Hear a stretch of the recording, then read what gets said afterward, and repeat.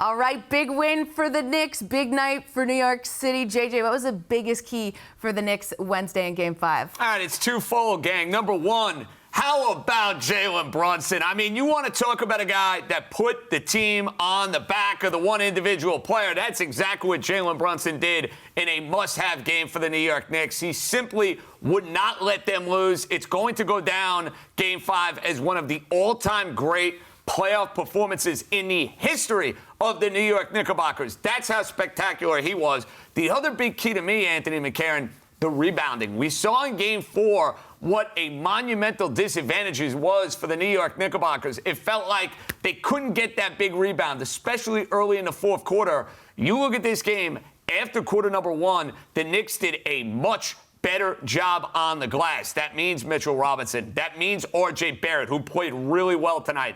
That rebounding advantage and Brunson and a cold start for the Miami Heat, that ended up being the difference, and the Knicks barely hang on for dear life at the end. Yeah, you know, JJ, the shooting overall was great for the Knicks. They shot better than 49% in this game, and they had a big advantage in that department. And it still was a tough game for them. You know, they had the big lead. Heat came back. You know, the Knicks took care of business at the end finally. But that's the kind of effort that they're going to, if they want to prolong this series even further, that's the kind of effort they're going to have. And you're right about Brunson. What a player. He's a treat to watch almost every time he plays. You know, he got some good supporting work from Randall and R.J. Barrett as well.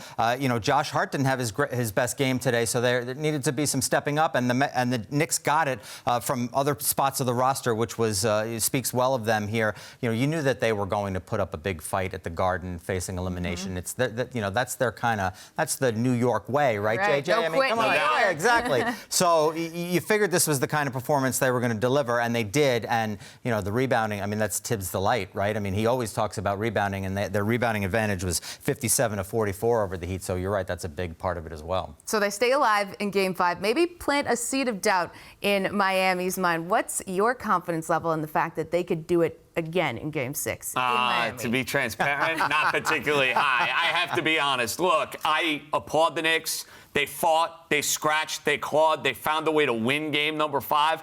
The fact that they're up 18, 19 points in the third quarter, and it's an off night for Jimmy Butler. It's an off night for Kyle Lowry. It's a terrible night for Kevin Love. Then all of a sudden, Duncan Robinson is raining down 3 after 3 after 3.